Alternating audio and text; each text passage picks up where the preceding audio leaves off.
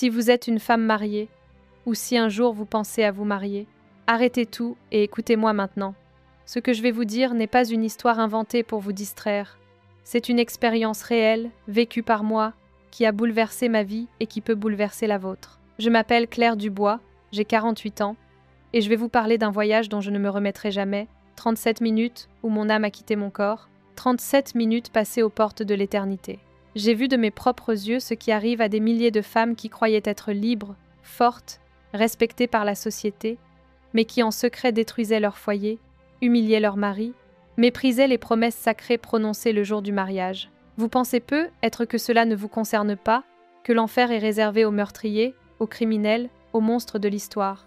Mais non, j'ai découvert que des femmes dites respectables, des voisines, des amies, même des croyantes engagées, marchent sans s'en rendre compte vers une condamnation éternelle. Et moi, Claire, j'étais l'une d'elles.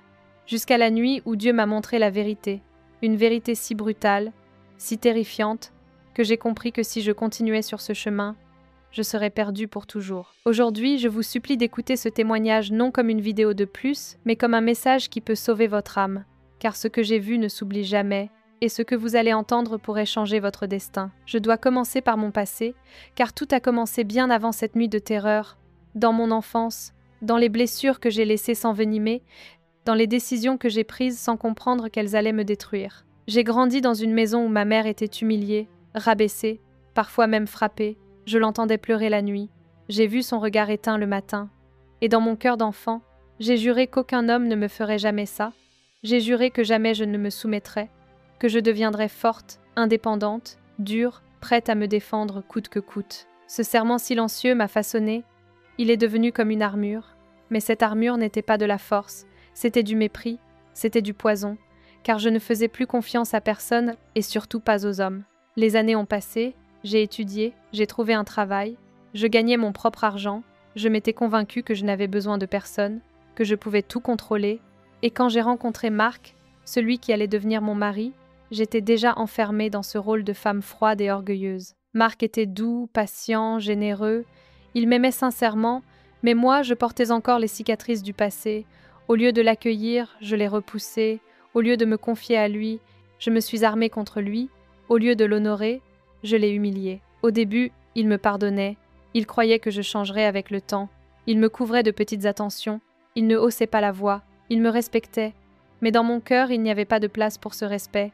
J'avais appris à mépriser, et j'utilisais chaque occasion pour montrer que j'étais plus forte, que je n'avais besoin de personne, surtout pas de lui. En public, je le ridiculisais, je me moquais de lui devant mes amis, mes collègues, je riais de ses erreurs comme si c'était une victoire personnelle, et mes amies m'applaudissaient, elles disaient que j'étais une femme indépendante, une femme moderne, que je savais tenir tête. Et j'aimais cette image, j'en étais fière, mais à l'intérieur, je devenais de plus en plus vide. Je passais mes soirées à discuter avec d'autres hommes sur Internet. Au début, c'était innocent, des conversations banales, puis des confidences, puis des rendez-vous, des dîners, des mains qui se frôlent, et enfin des trahisons réelles. Je mentais sans remords, j'inventais des excuses, je disais que je sortais voir ma mère, alors que je partais retrouver un autre, je prenais l'argent du foyer pour acheter des choses futiles, des vêtements, des bijoux, des voyages, tandis que Marc travaillait dur pour payer les factures, je me disais que je le méritais, que c'était la compensation de mes souffrances passées. Chaque mensonge me paraissait de plus en plus facile, chaque trahison de plus en plus normale, et peu à peu, le péché est devenu une habitude, une routine. Je ne sentais plus la honte, je me croyais libre, mais en réalité j'étais prisonnière, enchaînée à mon orgueil et à mon égoïsme. Et pourtant, aux yeux des autres, je restais une femme correcte, je travaillais, je riais en société, parfois même j'allais à l'église pour donner l'impression d'être croyante, mais mon cœur était loin de Dieu, il était fermé, dur, glacé. Je sais que beaucoup de femmes aujourd'hui en France se reconnaissent dans ce parcours, la société glorifie l'indépendance à tout prix, on nous dit que nous devons être fortes, ne jamais dépendre d'un homme, mais on confond force et mépris, liberté et destruction, on brise les familles au nom du plaisir immédiat, on oublie que derrière chaque divorce, chaque trahison, il y a des enfants blessés, des cœurs brisés, une génération entière qui perd foi en l'amour. Moi, Claire, j'étais l'incarnation de cette illusion. J'avais tout ce que la société valorise, je semblais réussir, je paraissais heureuse, mais dans la nuit, allongée à côté de Marc, je fixais le plafond et je sentais le vide. un vide qui me rongeait, et je ne savais pas que ce vide m'emmenait tout droit vers l'abîme. J'avais fermé la porte à Dieu, et sans m'en rendre compte, je marchais déjà vers l'enfer, persuadée que rien ne pouvait m'arriver, persuadée que tout était sous mon contrôle, alors qu'en vérité, je n'étais qu'une prisonnière inconsciente. Ce fut ce passé, ces choix répétés, cette arrogance cultivée jour après jour qui ont préparé ma chute, et c'est pour cela qu'une nuit, tout a basculé, une nuit où mon corps s'est figé et où mon âme a commencé un voyage que je n'oublierai jamais. Cette nuit-là, tout semblait ordinaire. Marc dormait à mes côtés. La maison était silencieuse, mais dans mon cœur il y avait une lourdeur étrange. Je regardais le plafond, incapable de trouver le sommeil. Et soudain une faiblesse m'a envahi. Mes bras et mes jambes sont devenus immobiles. J'ai senti comme une force invisible m'arracher hors de mon corps. Je n'étais pas en train de rêver. J'étais parfaitement consciente. Je voyais la chambre. Je voyais Marc dormir. Mais moi je flottais. Je glissais vers un vide sombre.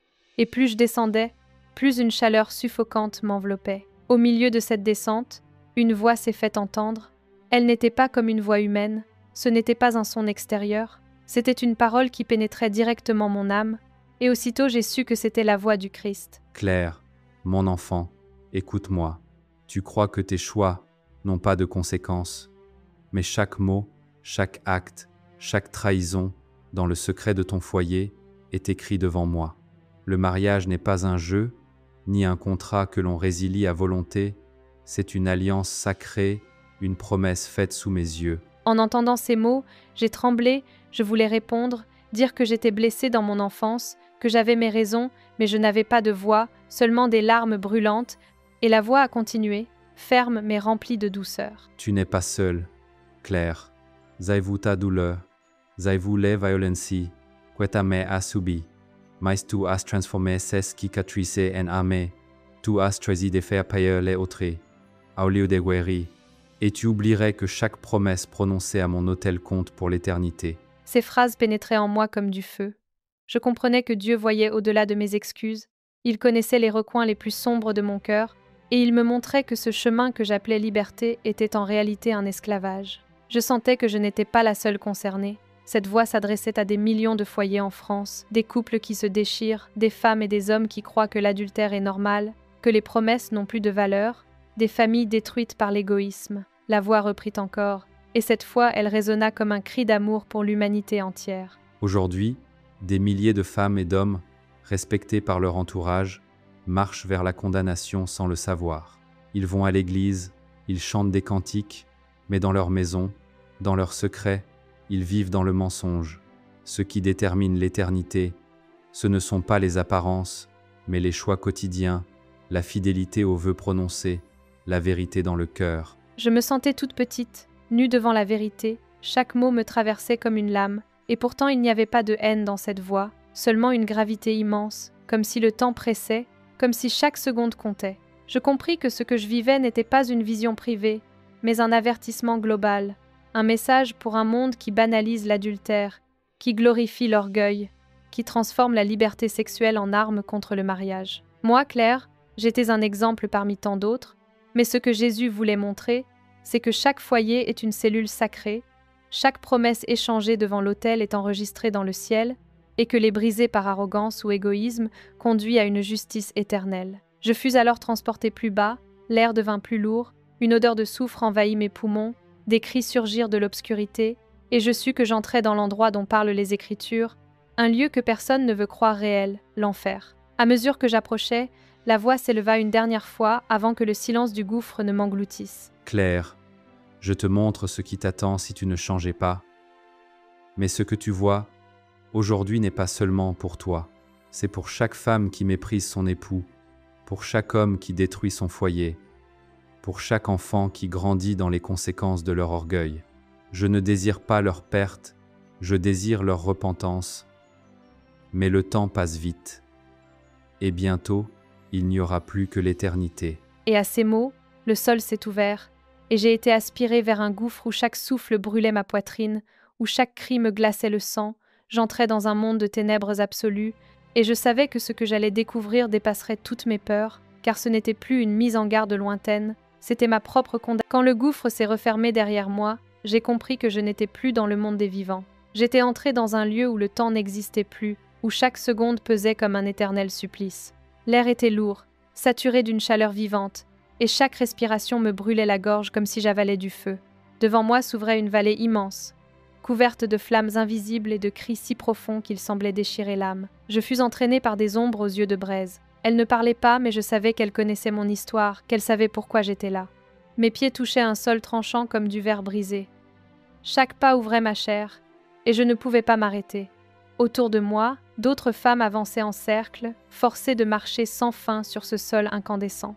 Certaines tombaient à genoux, et aussitôt le sol s'embrasait, brûlant leurs jambes jusqu'à l'os. Elles criaient, se relevaient, et la torture recommençait. Une voix intérieure résonna dans mon âme, claire et implacable. Ces femmes sont celles qui ont trahi leur alliance. Elles ont échangé la fidélité pour le plaisir d'un instant.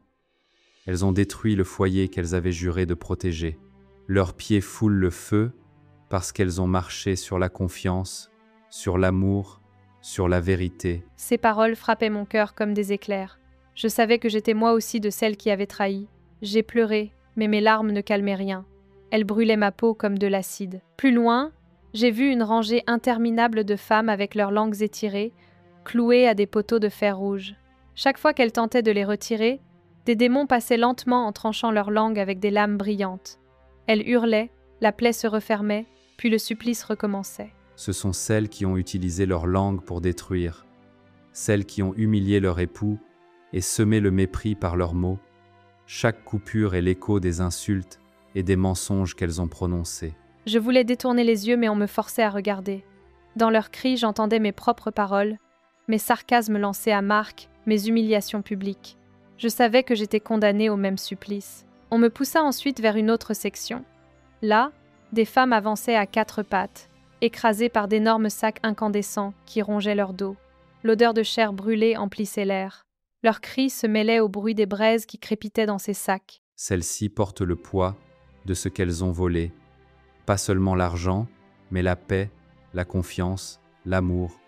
Chaque profit obtenu par la trahison est devenu un feu qui ne s'éteint pas. Un démon plaça un sac sur mon dos. Je tombais aussitôt sous le poids. La douleur était insupportable. Le feu pénétrait jusqu'à mes os. Plus j'essayais de me relever, plus le sac devenait lourd. J'entendis la voix répéter que j'avais porté des fardeaux de vanité et de mensonges, et qu'à présent je portais le vrai poids de mes choix. Puis je fus conduite dans un long couloir étroit. Les murs vibraient de lumière rouge. J'y lisais des inscriptions en feu, des vœux, des promesses, des alliances. Je reconnus mes propres mots du jour de mon mariage.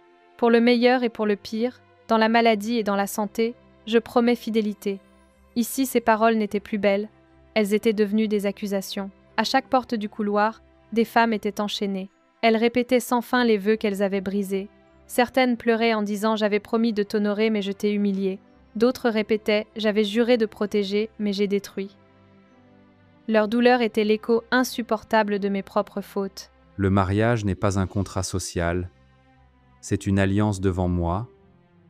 Quiconque la brisera par orgueil et égoïsme brisera aussi son lien avec moi. Chaque promesse oubliée est gravée ici pour l'éternité. En avançant, je vis encore un champ immense. Des femmes se tenaient debout, le cou serré par des colliers de fer rouge incandescents. Chaque fois qu'elles tentaient de s'incliner, les colliers se resserraient et brûlaient leur chair. Elles hurlaient, mais ne pouvaient jamais se courber. Voici le chant de l'orgueil, celles qui n'ont jamais accepté de plier, qui ont rejeté ma correction, qui ont pris la fierté pour une force. Ici, leur fierté est leur prison. Je reconnaissais dans leur regard la même dureté qui m'avait habité, cette arrogance qui m'avait poussé à défier Marc, à ridiculiser son amour. Je compris que l'orgueil n'était pas une couronne mais une chaîne. Il m'avait lié moi aussi. Chaque lieu traversé n'était pas seulement une vision générale, c'était un miroir. Chaque supplice résonnait avec une partie de mon histoire. Chaque cri me rappelait un choix que j'avais fait. Chaque flamme exposait ma vérité. Et dans ce déchaînement de souffrance, la voix revint, plus lourde encore. Elle frappa mon âme comme un tonnerre d'amour et de justice. L'enfer n'est pas un hasard ni une erreur, c'est la conséquence des choix rejetés. Chaque femme, chaque homme, qui transforment leur maison en champ de bataille plante ici leur propre sémence. La récolte est le feu, la honte, l'éternité. Je tombai au sol, écrasée par la honte et la peur. Je savais que j'étais exactement à ma place, que je méritais chaque supplice. Pourtant, une partie de moi espérait encore une issue, une lueur dans cette nuit sans fin. Mais le chemin ne s'arrêtait pas là. Les cris s'intensifiaient et je sentais que d'autres révélations m'attendaient. Je fus arrachée du champ de l'orgueil et poussée dans un passage étroit. L'air devint plus lourd, presque irrespirable. Devant moi s'ouvrait une salle aux murs entièrement recouverts de miroirs. Mais ces miroirs n'étaient pas de simples surfaces de verre. Ils étaient vivants. Chaque reflet n'était pas mon visage, mais l'état de mon âme. Quand je m'en suis approchée, je me suis vue telle que j'étais réellement. Pas la Claire qui se maquillait pour sortir, pas la femme souriante que les voisins croyaient connaître, mais une créature blessée, couverte de cicatrices, de taches sombres et de chaînes rouillées. Je me suis vue nue devant la vérité. Plus je voulais détourner les yeux, plus le miroir se rapprochait. Puis les images ont commencé à défiler. Le miroir projetait les souvenirs les plus cachés de ma vie. J'ai revu le jour où j'ai menti à Marc pour la première fois, prétendant aller voir ma mère alors que je partais rejoindre un autre homme. J'ai ressenti de nouveau le battement rapide de mon cœur, l'excitation et la peur. Mais cette fois, il n'y avait plus de plaisir. Seulement la honte d'avoir trahi celui qui m'aimait sincèrement. Les scènes se succédaient. Je me suis vue utiliser l'argent du foyer pour acheter des vêtements coûteux, alors que Marc travaillait tard pour payer les factures. Je me suis revue ridiculiser mon mari devant des amis, lançant des sarcasmes blessants. Chaque image me transperçait comme une lame. Et le pire, c'est que je ressentais encore les émotions de ce moment-là, comme si je les vivais une deuxième fois, mais multipliées par 1000. Voici le miroir de la vérité. Ici les masques tombent. Ce que tu as été en secret, ce que tu croyais oublier, ce que tu caches aux autres, tout est mis en lumière. Il n'y a ni déguisement, ni prétexte, ni mensonge qui tient devant moi. Je tremblais. J'aurais voulu fermer les yeux, mais mes paupières restaient ouvertes. Le miroir m'obligeait à regarder. J'ai revu ma mère pleurer et moi, adolescente, lui dire avec cruauté qu'elle était faible. J'ai revu Marc tendre les bras pour m'apaiser après une dispute et moi détourner le regard avec mépris. J'ai entendu mes propres paroles cracher avec arrogance. Tout était exposé. Le sol s'est ouvert et j'ai été conduite dans une vallée encore plus sombre. Là, il n'y avait pas de démon visible. Pourtant, je sentais une force invisible me retenir, m'obliger à rester debout. Dans les parois de la vallée, des images apparaissaient, comme projetées sur des écrans vivants. C'étaient encore mes souvenirs. Mais cette fois, il ne s'agissait pas de simples scènes. C'étaient des décisions, des choix précis qui avaient changé mon destin. J'ai vu la première fois où j'ai regardé un autre homme avec désir alors que j'étais déjà mariée. J'ai vu la soirée où j'ai décidé de cacher de l'argent à Marc. J'ai vu les moments où j'ai choisi de répondre avec colère plutôt qu'avec patience. Chaque décision s'affichait devant moi comme une preuve irréfutable. Voici le tribunal de la mémoire. Chaque instant de ta vie est écrit. Chaque mot, chaque geste porte une valeur éternelle. Ce n'est pas le hasard qui condamne ou qui sauve. Ce sont tes choix. Je sentais mon cœur se briser. Je voulais crier pardon, mais mes lèvres étaient scellées. Je me suis vue à nouveau lancer des phrases comme « je n'ai pas besoin de toi » ou « tu n'es pas assez homme pour moi ». En les entendant dans cette vallée, elles résonnaient comme des coups de marteau contre mon âme. Autour de moi, d'autres femmes revivaient aussi leurs propres souvenirs. Certaines avaient été admirées dans nos quartiers. D'autres passaient pour des femmes pieuses. Mais ici, il n'y avait plus de réputation, plus de titres, plus de masques. Seulement la vérité nue et la certitude que nous avions toutes méprisé nos promesses. Ce n'est pas la société qui tient le verdict final. Ce n'est pas la famille, ni les amis. C'est ta conscience devant moi, là où tout est clair, là où rien n'est caché. Chaque souvenir n'était pas seulement une image, c'était une immersion totale. Je ressentais à la fois le plaisir de l'instant et le désespoir de la conséquence, comme si mon âme était déchirée entre ce que j'avais voulu et ce que cela avait produit. Le miroir et la vallée m'enseignaient la cruauté de mes propres décisions. J'ai compris alors que le jugement ne consistait pas seulement à souffrir dans le feu. Le jugement, c'était d'être forcé de revivre éternellement les mêmes choix destructeurs. Pas pour avoir l'occasion de changer, mais pour se rappeler que le temps du choix était passé. Le remords ici ne produit pas le pardon. Il ne fait qu'alimenter le tourment, car le temps de la grâce est sur la terre. Une fois la vie terminée, il ne reste que les conséquences. Ces paroles me transpercèrent plus que toutes les flammes. J'ai compris que si je mourais vraiment cette nuit-là, je serais enfermée pour toujours dans ce cycle de souvenirs et de regrets. J'ai senti une peur plus grande que celle du feu, la peur de l'éternité sans retour. J'ai essayé de détourner mes yeux des parois, mais chaque fois que je le faisais, d'autres scènes apparaissaient, plus intimes, plus douloureuses. Le jour où j'ai dit à Marc que je n'avais pas besoin de lui, le jour où je l'ai humilié en public, le jour où j'ai ri de sa bonté en le traitant de faible. À chaque souvenir, je sentais mon cœur s'enfoncer plus bas. Je compris que mon pire ennemi n'était pas le démon, ni le feu, ni l'enfer lui-même. Mon pire ennemi, c'était moi et mes propres choix. Tu ne peux plus dire « je ne savais pas ». Tu ne peux plus dire « je suis victime ». Tu as choisi, tu as répété, tu as insisté. Et chaque choix t'a approché un peu plus de cette vallée. Alors j'ai senti comme un nœud autour de ma poitrine, serrant mon souffle. Je croyais que c'était la fin, que j'allais rester là pour l'éternité. Mais soudain, la voix reprit une dernière fois avec une nuance nouvelle, comme une étincelle au milieu de cette nuit noire. Claire, tu es encore en vie. Je t'ai conduite ici pour que tu vois où mène ton chemin. Mais le chemin peut encore changer. Ne te sers plus de ton passé comme une excuse. Utilise-le comme un signal d'alarme. Ces mots n'effacèrent pas ma douleur, mais ils allumèrent en moi une petite flamme d'espérance. Pour la première fois depuis mon entrée en enfer, j'ai désiré de toutes mes forces en sortir. Je ne voulais plus fuir la vérité. Je voulais être délivrée. Je fus arrachée de la vallée de la mémoire et conduite vers un autre lieu, plus sombre encore, mais avec la certitude nouvelle qu'il existait peut être une issue. J'étais conduite par des forces invisibles dans un couloir encore plus étroit, comme une gorge en feu. Le sol était craquelé, la chaleur montait des fissures, et chaque souffle était une lutte. J'entendais derrière moi les cris des femmes que j'avais vues, et devant moi se dressait une immense porte faite de lumière et d'ombre entremêlées. Je savais que c'était une frontière. Si je la franchissais chargée de mon orgueil et de mes péchés, elle se fermerait pour toujours. Mais si je trouvais la force de renoncer à tout ce qui m'avait détruite, alors peut-être je verrais la lumière. À ce moment-là, des ombres surgirent derrière moi. Elles avaient des griffes et des yeux de braise. Elles me saisissaient, tentaient de me tirer en arrière, leurs hurlements emplissaient l'air. Je me sentais glisser vers le précipice, incapable de résister. Dans un dernier réflexe, j'ai crié le nom de Jésus. Ce fut comme une explosion de lumière. Les ombres reculèrent, hurlant de douleur. La porte devant moi s'illumina d'une clarté insoutenable. Claire, tu es arrivée au point de décision. Beaucoup reculent ici parce qu'ils ne veulent pas payer le prix du changement. Tu as vu ce qui t'attend si tu restes la même. Maintenant choisis la vie ou la mort, le ciel ou l'enfer. Ces paroles résonnaient dans tout mon être. J'ai compris que je ne pouvais pas franchir cette porte avec mes chaînes. Il fallait que je les laisse tomber. J'ai pris une profonde inspiration et j'ai commencé à confesser chaque faute, une par une. J'ai dit que je renonçais à l'adultère, que je renonçais au mensonge, que je renonçais à la haine, à l'orgueil, à l'égoïsme. À chaque parole, j'ai senti une chaîne se briser, un poids quitter mes épaules. Mais chaque libération brûlait comme si une partie de moi-même était arrachée. Les ombres hurlaient derrière moi, plus fort encore, comme si elles savaient que je leur échappais.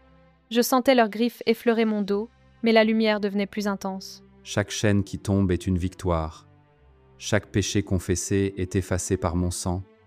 Ne t'arrête pas. Libère ton cœur. J'ai continué, en larmes, jusqu'à ce que je n'ai plus rien à avouer. Alors j'ai senti une douceur étrange, comme un vent léger, caresser mon visage. C'était la première fois depuis mon entrée en enfer que je ressentais quelque chose d'autre que la douleur. La porte commença à s'ouvrir lentement.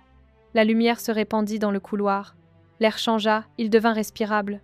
Pour la première fois, je sentais la possibilité de vivre. Mais avant de franchir le seuil, la voix parla encore. N'oublie pas, Claire. Si tu retournes à tes chaînes, cette porte se fermera pour toujours.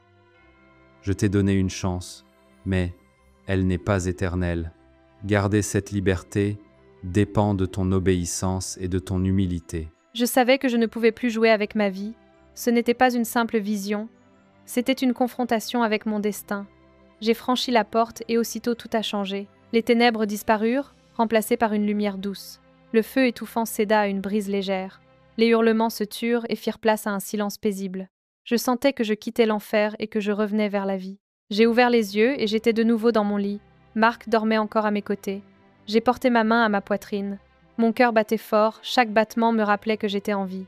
Des larmes ont coulé sans que je puisse les retenir. Je me suis agenouillée par terre, incapable de rester couchée.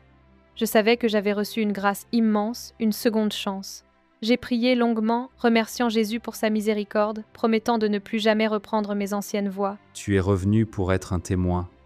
Ne garde pas ce que tu as vu pour toi. Avertis, partage, aime. En entendant ces mots, je compris que ma mission ne faisait que commencer. J'avais été délivrée de l'enfer pour prévenir les autres, pour leur dire que la vie n'est pas un jeu, que chaque décision compte, que l'amour et la fidélité sont sacrés. Cette nuit-là, ma vie bascula. J'étais morte en esprit, mais je revenais vivante. J'avais connu l'enfer, mais je revenais avec un feu nouveau, non pas de condamnation, mais de vérité et d'amour. Quand j'ai repris mes esprits, j'étais toujours agenouillée au pied du lit.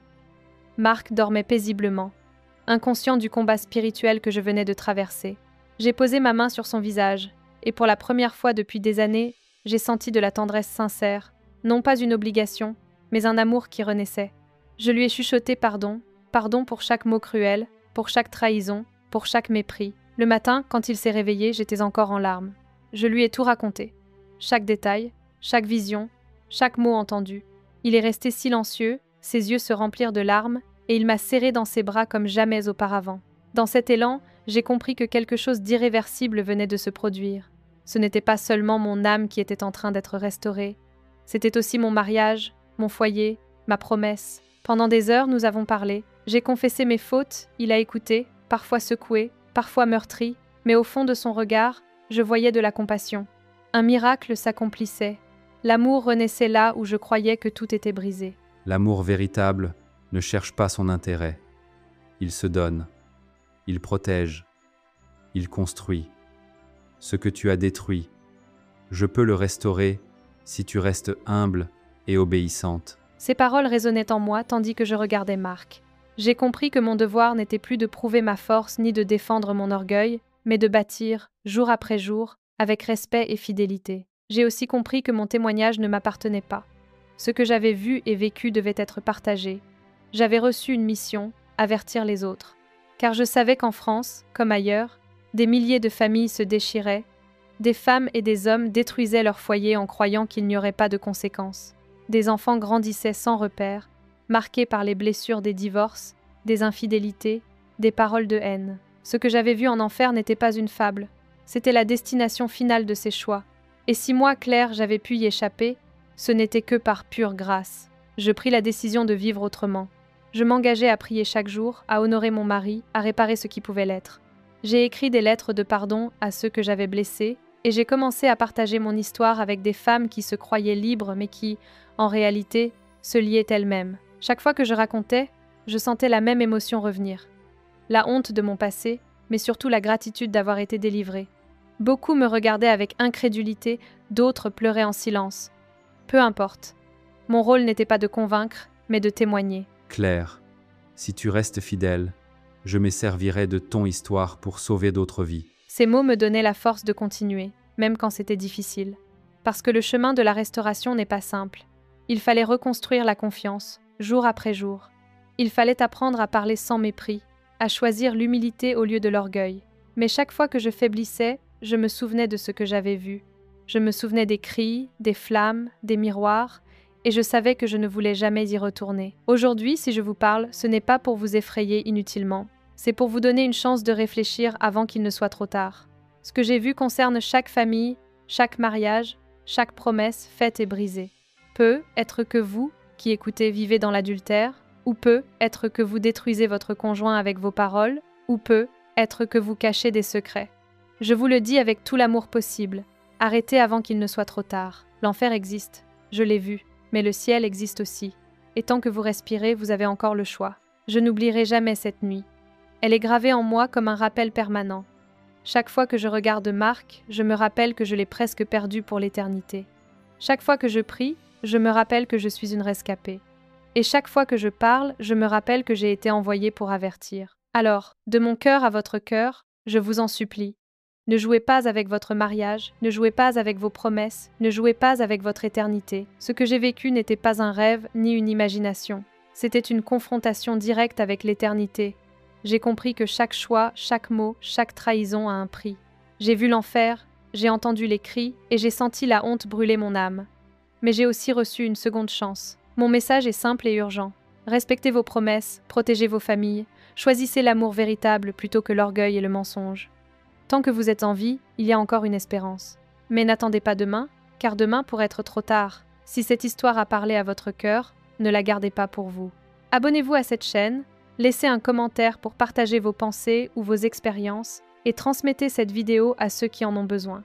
Vous pouvez être l'avertissement qui sauvera une âme, le signe qui ramènera une famille vers l'amour. Aujourd'hui, je choisis la vie et je vous invite à faire le même choix.